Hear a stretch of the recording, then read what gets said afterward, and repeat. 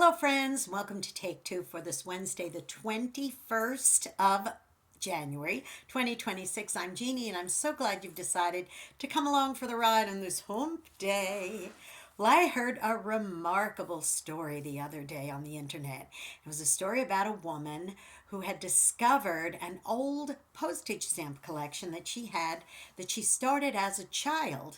And this woman was now like in her mid 50s, and she stumbled upon this when she was going through some old stuff that had been at her grandparents' house, and then her mother ended up getting it, and then her mother and father passed away, and she ended up with it. So this is something that had just been sitting at the family home for decades and decades, and then ended up in her pile of stuff. And as she was tidying one day and going through some old stuff in the attic, she discovered this big box, this big steel box. And when she opened it, lo and behold, was the old postage stamp collection that she had started with her grandfather when she was just a little girl. Well, she didn't know what to do with this because she hadn't collected stamps in years, and she hadn't even given it a thought. She'd even almost forgotten that she did this. But then as she was looking through the stamps, she realized, oh yes, and I added a few of these years later and so on. But she said it was just something fun to do with Grandpa, and when he passed away, I didn't even think about it much anymore, and it just ended up in storage with a bunch of other stuff. Well, as she looked at it more and more, she realized there was interesting post stamps on it, like postal marks on it, and there were different stamps from different countries and all kinds of things. She said, huh, I wonder if these things are worth anything. There was even some like sealed in plastic that were like never circulated, never used, and they were collectibles. So she asked around, turned out that she found somebody who was an expert. Apparently, there are experts in stamp collecting, and she took her collection to this man, and he and a team of people looked at all of this, and they stumbled upon quite a little treasure there, a little treasure trove, including one stamp that was worth over $5,000. She said, my gosh, I never even knew I had this. And so she started thinking about this. And in the interview, when she was being interviewed about this and recounting the story, she said, I honestly think that now that I'm older, and she said, funnily enough, just the day before this all happened, I was talking to somebody at the bank, and we were discussing, now that I was getting closer to my retirement years, about investments and so forth, and what I could do if I wanted to invest, say, five or $10,000 in something. What would be the best way to go, and all this. She said, and then of course, then this happens. She said, "Isn't that amazing?" She said, and I honestly believe that the reason why this happened the way it did was because I wouldn't have been as wise and smart with stumbling upon something like that, say 30 years ago.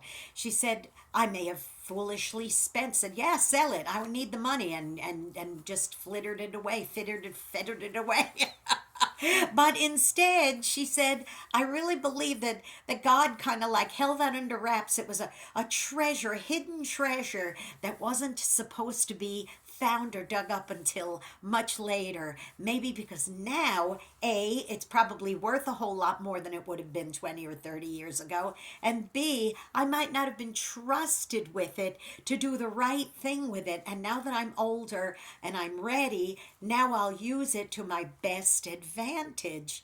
And I thought, wow, isn't that the way things are in our lives? Sometimes stuff falls in our laps when we're not ready or responsible enough to take care of it. We don't do it properly, and then we end up with nothing or worse in the end. Have you ever heard horror stories about people who won the lottery and they ended up winning millions of dollars, and within a year's time they were in bankruptcy? That does happen if you're not careful with things. And it's not just money, but it's a number of things in your life. There could be something that, family relationships, or it could be, responsibilities with maybe, the organizations that you're involved with, or with your church, or with friends. If you don't take care of when you have a little bit, then how can you be trusted when you have a lot? So here's my word to you, boys and girls.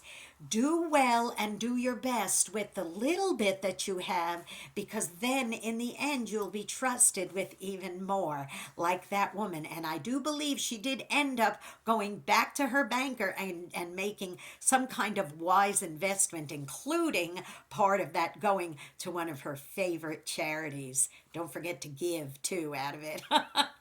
And now listen, you go out and be a blessing to somebody today like she was, because you never know. You may end up being the only one who is to somebody out there who's never been blessed before, okay? So you go out and do that and be an encouragement as well. And don't forget, please subscribe to this YouTube channel if you haven't done so already. Jeanne Sigler, JeanneSigler. Hit the subscribe button, that notification bell. You'll be notified every time another Take Two is posted. And don't forget also to put a comment down below. I really do appreciate it. Give me a thumbs up, helps with those algorithms. Follow me on X at JeanneNY the little @ sign JeanneNY Hit the follow. You can leave a comment there too. And of course, please tune in to Through the Eyes of a New York Woman every Saturday on UltimateOldiesRadio.com at 9 Eastern, 8 Central AM and PM.